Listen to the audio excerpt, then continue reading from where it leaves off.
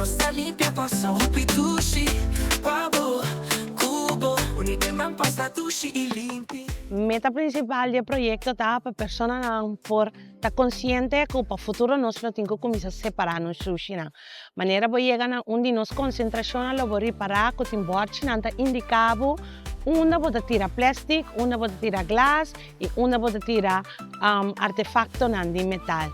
Então, a parte que você vira consciente que você põe o sushi não separar, também nós também está combater foco não por 13 animal, bestia, vector não que pode transmitir maleza não para a corrente. Sigue tendo nos Kòrsou limpi e não vai mundi lugar assim não vai tirar shushi. Que mendi nós temos landfill, aqui é por nada, aqui nós temos certo projeto na do bairro, que nós podemos chegar com a roupa seca de nosso caso, nós tira nos shushi não.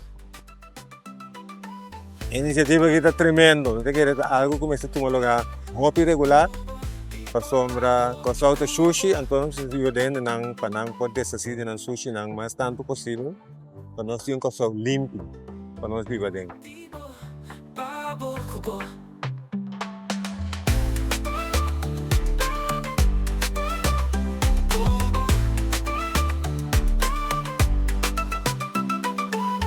Tipo babo, cubo.